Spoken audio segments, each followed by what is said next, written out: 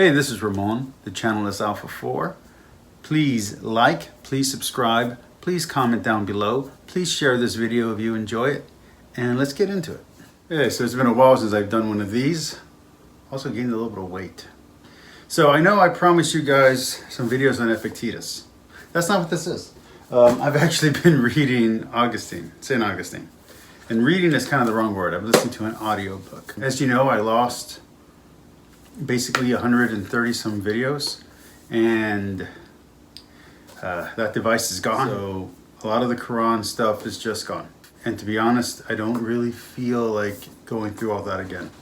For one thing, it hasn't been very enjoyable dealing with a lot of the Muslim apologists. So while I will still be making some Quran related videos going forward, and I do plan to talk about the Quran, it's no longer going to be my main focus. A lot of the apologists on the Dawah side and Tawi side are not enjoyable to deal with. They just aren't. On the other hand, dealing with atheist apologists, if you want to call them that, is actually quite enjoyable. I like talking to people that want to use reason and facts and want to debate things. So that I enjoy. So I want to talk about St. Augustine, because St. Augustine goes through a period of agnosticism and atheism. Atheism light, I guess. Even though he says he never loses his belief in God, he does go through a period of questioning, and he actually still mans the argument of the problem of evil. He actually still mans that argument. St. Augustine was born in 354 AD, and he died sometime around 430 AD. So this is a while back. Okay, and I'm not going to read all of it. I'm just going to kind of give you some highlights, and then I'm going to talk about it. That free choice and free will is the reason why we do wrong and suffer punishment. That in coming to recognize this, he could not get out of the fact or get out of the question of how free are we. For instance, if God created us, did he also create evil? He asked those kind of questions. He asked who created the devil, who gave the devil, free will. He asked those kind of questions, like, if the devil doesn't have free will, then what does that mean? He asked questions of how can people do things against God? What's the birth of evil? What's the origin of evil? How can animals do horrible things? That kind of stuff. How can something be natural to nature and yet not natural to human nature? Is not my God not only good, but supreme good? Then how can something that's perfectly good create evil? And how can something that's all powerful be, rejected?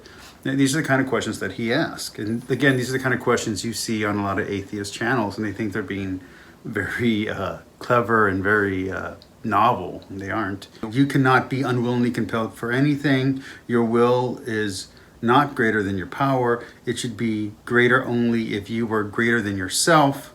For the will and the power of God is God's very self. No nature exists except that you know it. So therefore, how can there be nature that goes against your rule? St. Augustine goes through a period of where he believes in horoscopes and astrology, and he becomes a soothsayer. There seems to be hints of some kind of homosexual relationship. I don't really know. Then he goes through some mistresses. Then he has a kid out of wedlock, and he just goes through all of his sins from birth all the way to adulthood. And there's something in there about he confesses all his sins from birth. And so when he's asking these questions, he comes to a conclusion that he never states. But it's something about lesser goods and greater goods, lesser evils and greater evils. And it has to do with the origin of sin. See, he starts asking, where did sin come from? Where did evil come from? If an animal commits an act of sin, what does that mean? If an animal does something evil, why is it not punished, right? Well, the truth is an animal can't commit evil, no matter how heinous the act. In fact, in the ancient church, even in some Jewish traditions, you cannot commit evil until you're about the age of reason, which in ancient times was the age of 15.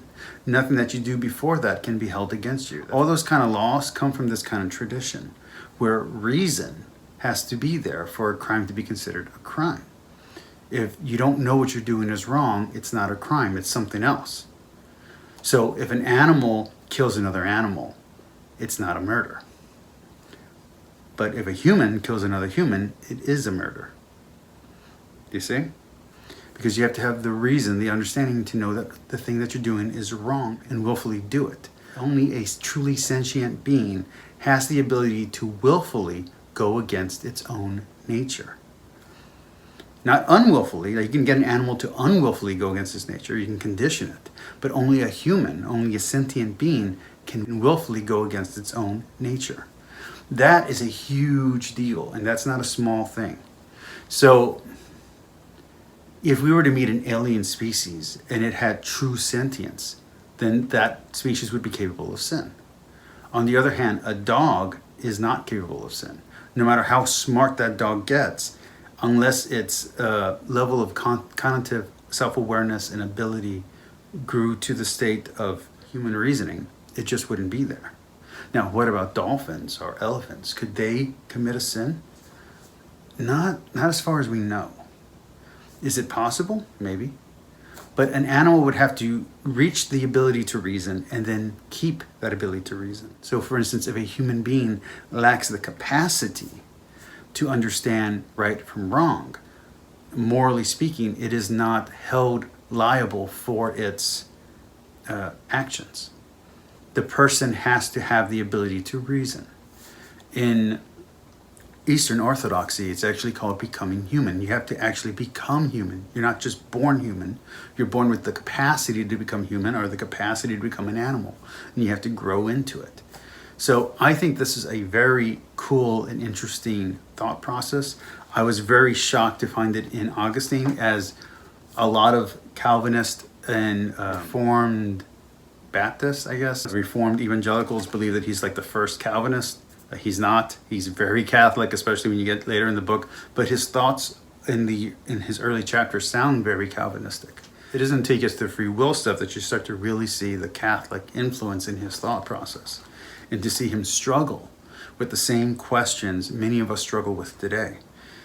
So if you're an atheist, or you're an anti-theist, or you're a pagan, or a Wiccan, or a spiritualist, or anything outside of a monotheistic tradition that goes back to an Abrahamic faith, if you're not part of these large branch religions, then you have a problem with Christianity and the idea of original sin. Well, they were wrestling with these ideas even back in the late 300s, early 400s. Okay, these are not new concepts. These are not new struggles. I have a hard time recommending this book just yet because I haven't finished it. But I just thought it was interesting that this concept, that this controversy that seems to flare up every once in a while on YouTube about free will and original sin, and where does religion fit in human nature, and does religion fit in human nature? These are not new ideas. I have books going back to the pre-Socratics where these ideas are being talked about. I have, these kind of books from religious saints and doctors of the church who are considered saints, who also had these same questions and wrestled with these same issues in the same wording, sometimes much stronger, much more vicious wording than what is used today in rhetoric style YouTube videos. I hope you enjoyed this video. Please like and subscribe. Let me know if you came up with an answer, and let me know if you've read St. Augustine before, the Confessions, and what you thought about it. Peace, like, and subscribe. Talk to you later. I will one day talk about Epictetus again. I like Stoicism. I'm really enjoying it. I've actually been taking notes and posting them online, but eventually I'll get it out and put it into video form, maybe. As for the Quran videos, like I said, I'm going to be doing more specialized videos, kind of like what I do with the Bible. Take certain sections and just talk about it, because, like I said, I lost 130 some videos, and my work schedule is really tight. And I have a wife and a father who both depend on me, and I have I just have a busy life, and I have a job right now. So when I get to a video, I'll get to a video.